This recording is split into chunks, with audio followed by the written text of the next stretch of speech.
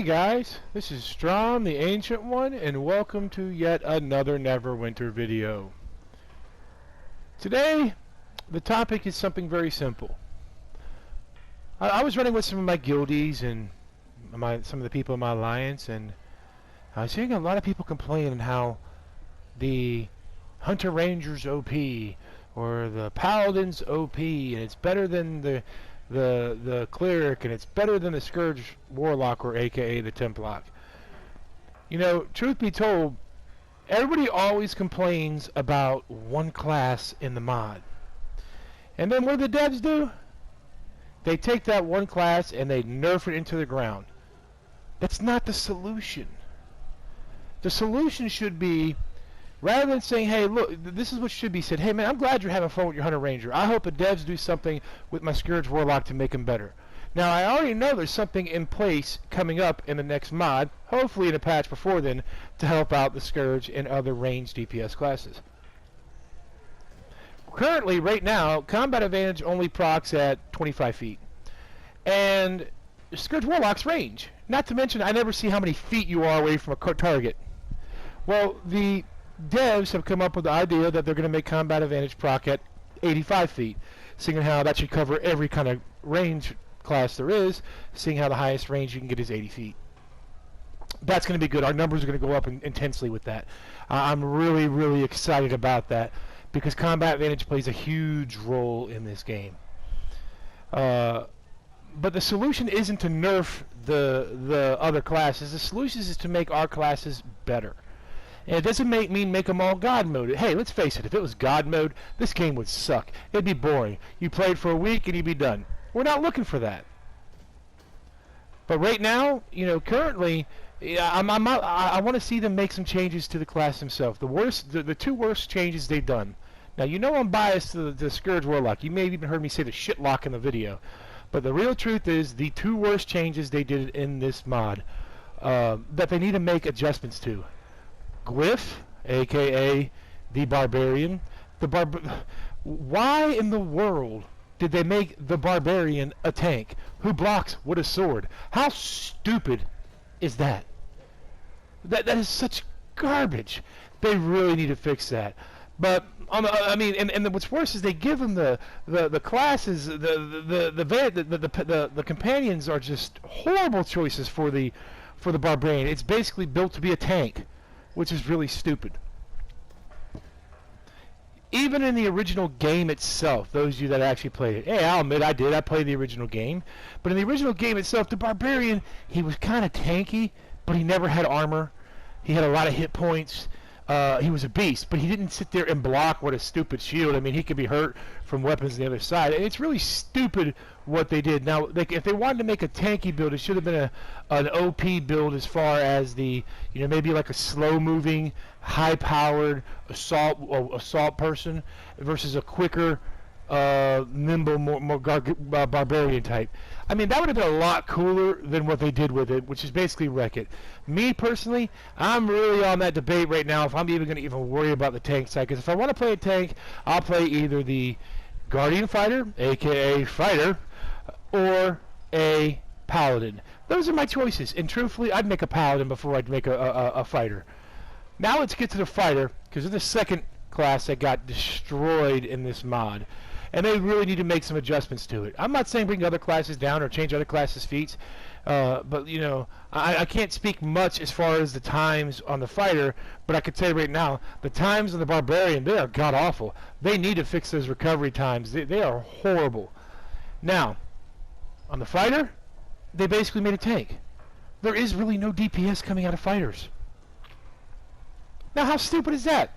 You have a class that has a fighter and the shield and the tank, and all it's meant to be is a tank. So basically, you really have no melee DPS class. Oh wait, hey, Strom, there's the Trickster Rogue, the Thief. Are you kidding me? Seriously? They really need to fix that. They don't have their classes set or marginalized or even balanced correctly, in my opinion. But that doesn't mean they lower the other classes. It means you make the changes to these classes to make them viable and relevant to the game. You can't tell me that these fighters are relevant to the game. The aggro is broken in this game. The aggro meter is broken in this game. You can't keep aggro. It is so stupid on how they're doing aggro in this game right now. That has to be fixed, and it would make them more viable. Now, that's really where I'm coming from, guys. But let's face it. Overall, Mod 16, it wasn't the doom and gloom that we were all told about. Overall, Mod 16 has been awesome. Now, granted, we here on PS4, we have the love of life. We let the PC players all do all that stuff and do all the complaining and all the other good stuff, and then we get the more polished product, which is a good thing. I'm all for polished products, but the truth be told, I'm not joking around when I sit there and say this. As much doom and gloom as we heard and how bad this mod was, dude, this mod's been a lot of fun. It brought life back into the game. I mean, do not misunderstand me when I say this. Guys, I am not running advanced queues, I am not running intermediate queues, and I am not running leveling queues. Why? Because I ain't using my scrolls of mass life on that. I ain't using my health stones on that. I'm not using all my other stuff on that. Screw that. That's the waste of resources. Why would I want to sit there and use my resources on dungeons that are irrelevant to the game itself? The only thing I'm going to get out of is Astro Diamonds. No offense, screw that. I'd rather get some stuff that I can that's relevant to me playing now. And you can't tell me wasting 20 scrolls if sometimes needed, and Castle Ravenloft is worth doing. Castle Ravenloft is it's still my favorite dungeon. I love it. But if you don't have the right group, you're going to go through some scrolls. Strahd pulls out some garbage during that fight. And, it's that simple. Now, you've seen my video where we had, basically, I think amongst the whole team, maybe 6 deaths total. And then, I didn't show you the video where I was of the team where we had like 20 deaths because the cleric sucked. The Templock can't heal with garbage in there. I mean, we can go on and on. But the truth is, should you be wasting your resources on the intermediate queue, the leveling queue, and the advanced queue? Heck no. The scaling is broken. Whether they like to admit it or not, it's broken. I mean, why are we farming these dungeons if we don't get anything out of them other than Astro Diamonds? No offense, I'd rather make Astro Diamonds in the market. I'd rather get some stuff out of Lair of the Mad Mage, which isn't complicated, especially if you run with the right group of people. But I'd rather get some stuff out of Lair of the Mad Mage and put it on the auction house and sell it.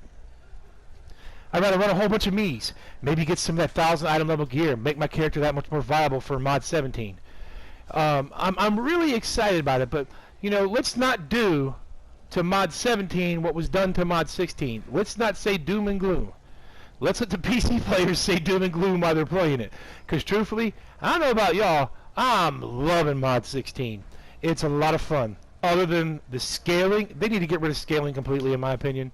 Why? My whole issue with scaling is simple. Why do we farm all these? Why have we made these characters the way we are if all you're going to do is scale us down? That's stupid. Oh, you're fighting at item level 40. What the hell is that? That's just garbage. I'm sorry, guys. Didn't mean to use some vulgarity there, but it kind of really chaps me. Because a lot of us put some time, effort, and fun into this game, and it's a lot of fun, but when it starts to scale us down, it's just not as much fun. Who wants to go and do a freaking Tiamat for 30 minutes? Nobody. They took 15 players out of Tiamat, and now Tiamat is basically a 30-minute dungeon.